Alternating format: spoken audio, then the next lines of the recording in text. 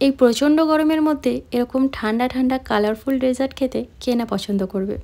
তো নমস্কার বন্ধুরা, আজ আমি আপনাদের তৈরি করে দেখাবো কাস্টার্ড সেমাই রেসিপি। খুবই চটজলদি তৈরি হয়ে যায় এই রেসিপিটা, অথচ খেতে দারুণ হয়।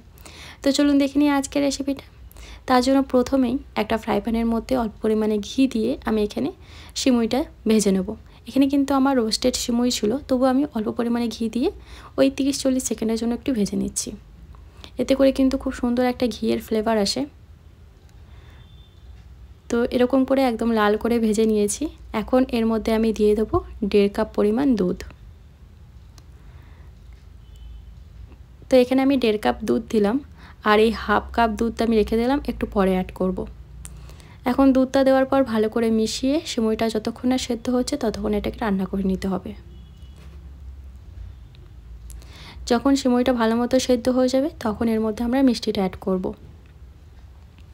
তো সিমুইটা কিন্তু সেদ্ধ হয়ে গেছে। এখন আমি এর মধ্যে 3 টেবিল স্পুন চিনি অ্যাড করছি। মিষ্টিটা যেমন পছন্দ করেন সেই অনুযায়ী অ্যাড করবেন, কিন্তু পরের মধ্যে বিভিন্ন রকম মিষ্টি ফলও অ্যাড করা হবে, তো সেই মতো কিন্তু মিষ্টিটা অ্যাড করতে হবে। ভালো করে চিনিটা গলে যাওয়া পর্যন্ত মিশিয়ে নিলাম। এখানে ছোটো চামচের 2 চামচ আমি কাস্টার্ড পাউডার নিয়েছি ভ্যানিলা ফ্লেভারের। এখন অল্প জল দিয়ে ভালো করে কাস্টার্ড পাউডারটাকে গুলে রাখছি। ভালো করে গুলে নিতে হবে যেন কোনো দানা না থেকে যায়। আর এইদিকে কিন্তু চিনিটা খুব ভালো মতো মেল্ট হয়ে গেছে সিমুইয়ের মধ্যে। হাফ কাপ যে দুধ আমি রেখেছিলাম সেটা এখন আমি এই সিমুইয়ের মধ্যে অ্যাড করে দেওয়ার পর এখন এর মধ্যে অ্যাড করব যে কাস্টার্ড পাউডারটা গুলে রেখেছিলাম সেটা। এখন কাস্টার্ড পাউডারটা এক হাত দিয়ে দেবো আর এক হাত দিয়ে আমি নাড়তে থাকবো, কারণ কাস্টার্ড পাউডার দেওয়ার সাথে সাথে কিন্তু দুধটা একদম ঘন হয়ে যাবে। তো সাথে সাথে এটাকে কিন্তু নাড়াচাড়া করে নিতে হবে। আর কাস্টার্ড পাউডার দেওয়ার পর খুব বেশিক্ষণ কিন্তু এটাকে রান্না করা যাবে না, ওই 20 থেকে 25 সেকেন্ডের জন্য কিন্তু আমি রান্না করে নিয়েছি কাস্টার্ড পাউডার দেওয়ার পর। দেখতেই পাচ্ছেন কতটা ঘন হয়ে গেছে। গ্যাসের ফ্লেম অফ করে এখন এটাকে আমি খুব ভালো করে ঠান্ডা করে ফ্রিজে রেখে দেবো। এই ডেজার্টটা কিন্তু ঠান্ডা ঠান্ডাই ভালো লাগে খেতে। তো আমি ফ্রিজে রেখে দিয়েছিলাম মোটামুটি 4-5 ঘন্টা। এর মধ্যে কাস্টার্ড পাউডার আছে, সিমুই আছে, তার জন্য কিন্তু পুরো দুধটা টেনে নিয়ে এরকম একদম শুকিয়ে যাবে। তো এখানে আমি 1 কাপ পরিমাণ দুধ ফ্রিজে রেখে দিয়েছিলাম, এটা একদম চিল ঠান্ডা দুধ। সেই দুধটাই ভালো করে এই সিমুইয়ের মধ্যে দিয়ে একবার মিক্স করে নিচ্ছি।